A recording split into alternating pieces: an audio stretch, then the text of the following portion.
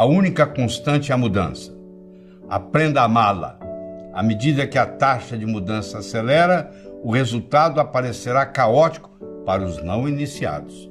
Mas há uma ordem elegante no caos. Poucos até agora aprenderam a reconhecer e a lucrar com isso. É aqui que o futuro reside. Essas palavras são muito, muito poderosas. E de alguém que era um gênio, tá? Muito bem. Então, como eu disse, o viver nos dias de hoje é caracterizado por 3 palavras. A complexidade. Vivemos num mundo altamente complexo. É muito mais difícil você morar na cidade onde você mora hoje do que era 20 anos atrás.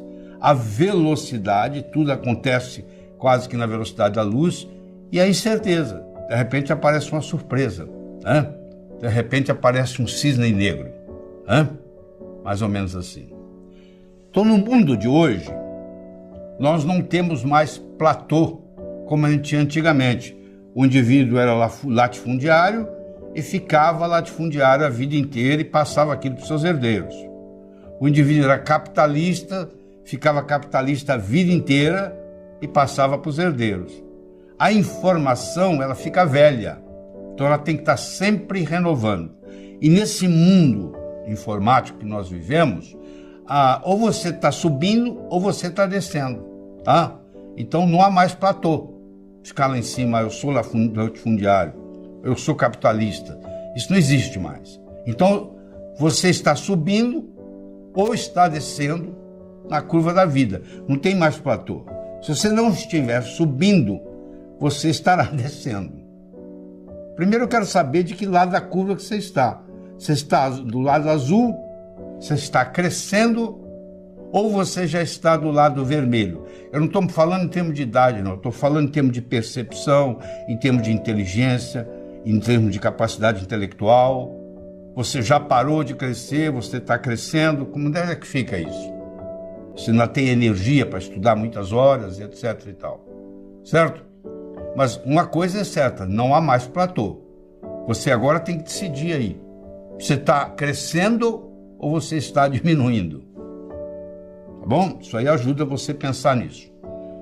E eu quero conversar com você sobre algumas verdades sistêmicas. Um sistema é tão forte quanto a sua parte mais fraca. O elo de uma corrente vai arrebentar no elo mais fraco. É aquele que eu tenho que me preocupar. Se eu quero fortalecer uma corrente, eu tenho que fortalecer o elo mais fraco.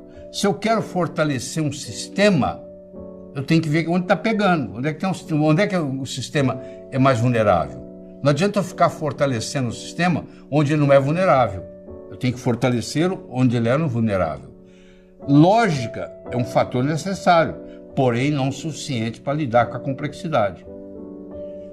Eu disse para você o seguinte, que você não faz um bolo só com farinha, nem só com manteiga, nem só com ovos. São ingredientes necessários, são. Cada um deles é um ingrediente necessário, mas não suficiente. Você não consegue fazer um bolo só com leite, ou só com açúcar, ou só com ovos. A lógica é um fator necessário, importante, muito importante, mas não é suficiente. A lógica está localizada quase que exclusivamente no hemisfério esquerdo. E tem gente que está indo muito bem, obrigado, grandes artistas, pintores, que estão trabalhando com o cérebro direito, que nós vamos ver aqui essa distinção daqui a pouco. A função é determinada pela estrutura, isso é muito importante. Não se faz foguete com estrutura de cadeira de balanço. A aerodinâmica de uma cadeira de balanço não serve para fabricar foguete, porque a estrutura determina a função. A estrutura sempre precede a função. Complexidade e incerteza são 2 lados de uma mesma moeda. Onde eu tenho complexidade, eu tenho incerteza. Onde eu tenho incerteza, eu tenho complexidade. Então, nós vivemos num mundo complexo, cheio de incertezas. Nunca teve tanta incerteza quanto hoje. De repente, muda tudo. Como é o caso da Covid-19, que nós estamos experimentando, né? Então, todo resultado extremo tende a ser seguido por um outro mais próximo da média.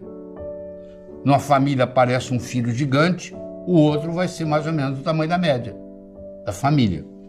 Quer dizer, todo resultado extremo tende a ser seguido por um outro mais próximo da média. E pensar em círculo é um dos ingredientes para o pensamento sistêmico. eu tenho que ficar fazendo isso várias vezes. Não adianta eu pensar uma vez só. Eu tenho que pensar.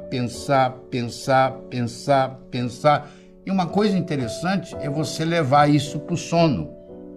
Está documentado na neurociência que tudo aquilo que nós vivenciamos nos últimos 20 minutos antes de dormir rumina no nosso cérebro a noite inteira. Se você faz uma pergunta e vai dormir, o seu cérebro lida com aquela pergunta a noite inteira. E quem sabe amanhã de manhã, quando você acorda, está indo tomar o café da manhã, vem a resposta. Então você tem que aprender, já que você vai passar 1/3 da sua vida dormindo, se você tem 60 anos, você passou 20 anos dormindo, por aí, até mais, porque quando você era criança você dormia mais ainda, mas vamos pôr 1/3. Então, como é que você faz para aproveitar do seu cérebro para resolver problema para você enquanto você está dormindo? Você acha uma boa ideia? Pois é, muito simples. A hora que você coloca a cabeça no travesseiro, você tem que pensar assim, ó, o que eu quero resolver essa noite? Qual a pergunta que eu vou fazer para o meu cérebro, cuja resposta vai me ajudar a alavancar na vida? E aí você formula a pergunta e vai dormir. E o seu cérebro vai ruminar com essa pergunta a noite inteira. Amanhã, quando você estiver tomando café da manhã ou dirigindo para o trabalho, de repente vem. Quer dizer, se você não perguntar, o cérebro não responde. Você aprender a usar o seu cérebro enquanto você está dormindo, alavanca muita coisa na vida. E eu uso isso há muitos anos e eu acho isso muito eficaz. É uma coisa simples que você, ao colocar a cabeça no travesseiro, eu primeiro pergunto para mim mesmo, eu custei mais ou contribuí mais para o universo hoje? Eu estou contribuindo ou custando mais? Se você responde que você está contribuindo mais do que você está custando, o seu crédito lá em cima está aumentando. Se você está custando mais para o universo do que você está contribuindo, o seu débito lá em cima está aumentando. Então, um jeito de você falar, bom, coloquei a cabeça no travesseiro, como é que foi a minha vida hoje? Um retrospecto rápido. Eu contribuí mais ou custei mais para o universo? Isso é uma pergunta interessante. A outra pergunta interessante é você ver o que você quer resolver. Entendeu? Uma vez foi perguntado para o Carnegie, o cara que construiu o Carnegie Hall, em homenagem a ele que deixou o dinheiro, se ele conseguia ensinar para alguém a ser bem-sucedido na vida. Ele disse, ensino sim. Gasto 3 minutos para ensinar. Você, ao deitar, você faz uma lista das 6 coisas mais importantes que você tem que fazer no dia seguinte. Coloque essas 6 coisas em ordem de prioridade. Primeira, segunda, terceira, quarta, quinta e a sexta. E quando você acordar no dia seguinte, você começa a trabalhar na mais importante. Quando acabar, a segunda mais importante. Quando acabar, a terceira, assim por diante. Você vai estar sempre trabalhando no mais importante que você precisa fazer. Essa simples recomendação muda a sua vida. Você deitar à noite, pôr a cabeça no travesseiro e pensar as 6 coisas importantes que você quer fazer amanhã. Colocá-las em prioridade, primeira, segunda, terceira, quarta, quinta e sexta, começar pela mais importante. Acabou aquela, agora a mais importante é a segunda. Agora acabou aquela, mais importante é a terceira. E você vai estar sempre trabalhando no mais importante. Aí o seu dia vai render muito. São coisas simples e fazem a diferença. Mas a vida tem o direito de se surpreender. Todo mundo. Coisas boas ou coisas ruins. Você tem que destruir para construir. É uma destruição construtiva que nós chamamos. Isso é muito importante, porque na nossa vida, às vezes, nós vamos ter que destruir para construir.